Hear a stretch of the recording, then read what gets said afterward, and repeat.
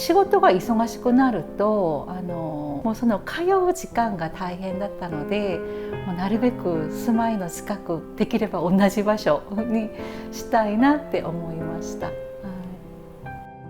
ボジャギも割とごちゃごちゃしてなくて、すっきり縫い合わせの線だけがあるシンプルな手芸だし、自分自身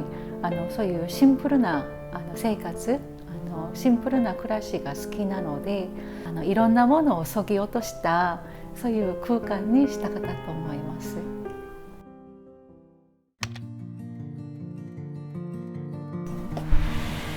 はい、こんにちは。ようこそいらっしゃいました。どうぞ。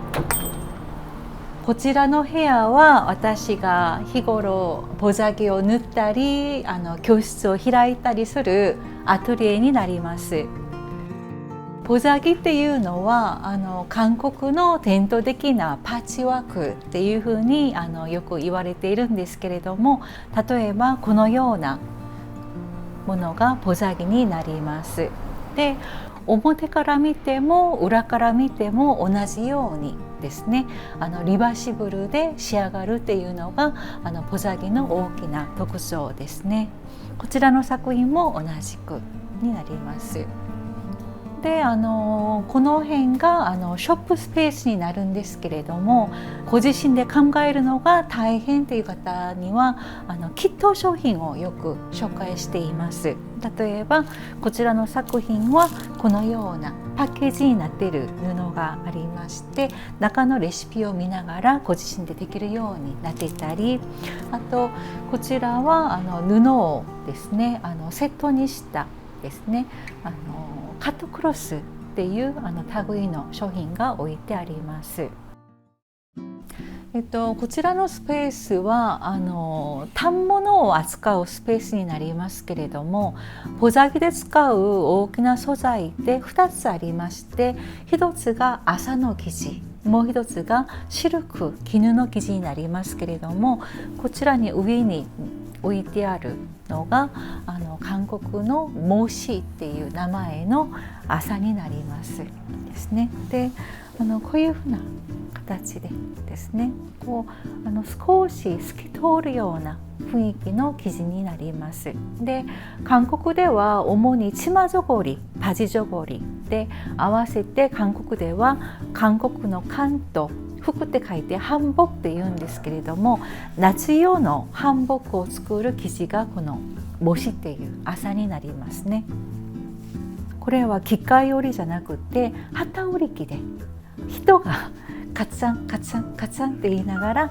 手織りで織ってるからこの幅になるんですね。とても手間のかかる工程を経て織られるのがちょっとモシの特徴ですね。こちらのですね絹は奥さっていう生地なんですけれども、こんなに薄いんですね。向こうの風景が透き通って見えるぐらい薄いシルクになりますね。でこういうものがあるかというと、今度は厚絹ですね。例えばこういうマットな感じのですね、このようなシルクもあります。で今お見せしたものも全部単色だなって、模様が入ってないなって思われたと思うんですけれども、例えば模様が入っているものとだとしてもすごくね、さりげなくこういう透かし織りなんです。パッと見は単色ですけど、広げてみるとこうやって模様が織り込まれているっていう雰囲気の生地が多いですね。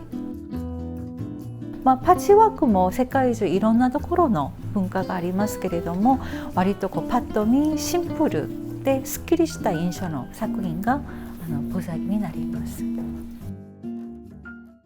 あとはこちらのですね、椅子とテーブルのスペースで定期的に皆さんが集まっておしゃべりをしながらボジャギを作ったりですね、展示会に出す作品を作ったりしています。でこちらにちょっと置いてあるのは今私が作っている作品なんですけれども、先ほど説明したように表から見ても裏から見ても同じように見える縫い方なんです。縫い目が1ミリしか動かないので、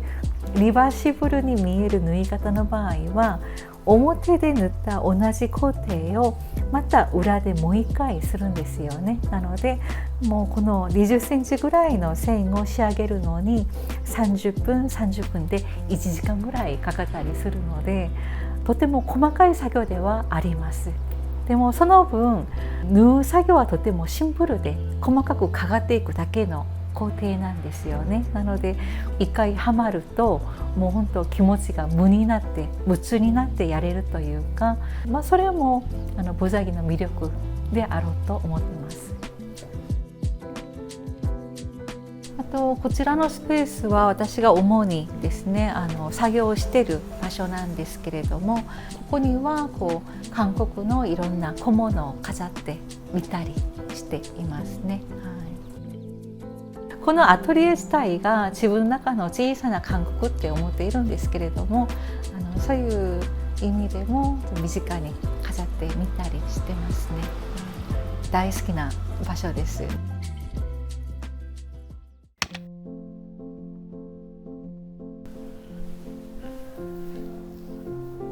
こちらがリビングになっております。食事をしたりですね、来客をもてなしたり、時にはここでくつろいだりしているスペースになります。どうぞ。はい、例えばこちらの作品なんですけれども、今窓にカーテンのようにして飾っているんですね。で、カーテンレールにつなげておきましたので、こうやって多少動かしたりですね、外の空気を入れた時にはこうやって固定したりですね、そういうふうにカーテンの代わりに使っている作品ですね。でこちらの作品ですね、こちら一色ほとんど白っぽい生地ばかりで使ったんですけど、結構形がまっすぐじゃなくて曲線というかですね、そういうデザインになっていると思うんですけれども、ハンサン虫っていう韓国国産の虫のふるさとがあるんですけれども、そこの織をされる方がですね、はぎれをいっぱい貯めてくださって、とりあえずつないでみようっていうふうにして出来上がったデザインの作品ですね。でこれが今年春に仕上がった最新作のボザギになります。でこれもはぎれの形のまんまを生かしてですね、幾何学模様というか自分で意図しないですね空前のデザインを楽しみにしながらですね、制作期間は約1年半ぐらいかかりました。でこちらの作品をご覧になりますと、こうやって四隅に紐がついているのがお分かりだと思うんですけれども、韓国の風呂敷はこうやって結び紐をつけることでもっとたくさんのものがくるめたり背負ったりしたりですね、こういうふうに紐をつけるのがボザギの伝統的なデザインの一つにもなっていますので、別にボザギで使いませんよっていう時にもあえて紐をつけてデザインの一つとして楽しんだりしていますね。じゃあ、あとはこちらの作品なんですけれども、これは絹シルクになりますね。でパッと見は単色で見えるかもしれないんですけれども、単色の生地の中に透かし織りというか織り模様がですね入っています。で昔から伝わる伝統的な模様が入っていますね。で飾ってある作品以外にも作品がありますので、少しご紹介したいと思います。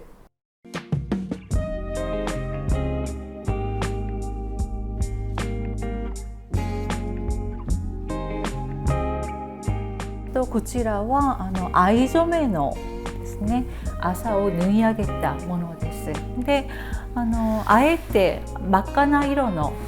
糸を使ってですね、この縫い線がアクセントになるように縫い上げたものですね。生徒さんとか作品をご覧になる方に一体どこから縫い始めればいいんでしょうかってみんなよく聞かれるんですけれども、ルールはないので例えばこういう作品でしたらこれぐらいので 2,3 枚 3,4 枚つないでるパーツをいっぱい縫いだめておくんですよね。でそれをまた引き出してブロックとブロックをつないで徐々にブロックを大きくしていくっていう手法になりますね。こういう感じですね。何種類でしょう。もう色の数も分からなくなるぐらいたくさんの色を使ってるんですけれども、草木染めの生地を使ってるので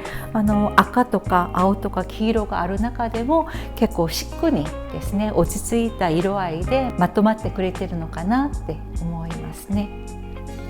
であとこちらがですね、これもちょっと大きいんですけれども、これは生成りですね。全く染めてない布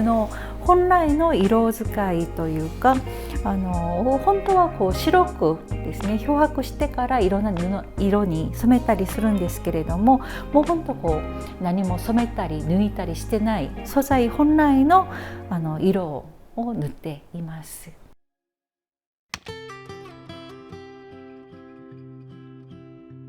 お客様とかいらっしゃった時にテーブルに引いてちょっと食卓を華やかに見せたりですね、日常的に使ったりしますね。と私自身は和食も大好きでどんな国の料理も好きなんですけれどもルーツが韓国なので得意な韓国料理を作ることが多いですね。であとキンパップっていう海苔巻きのですね。で色目も中に黄色とか緑とか赤とか入ってるのでポザギじゃないけど色彩も楽しいですし作るのも割と簡単なのでよくキンパップとか作っていますね。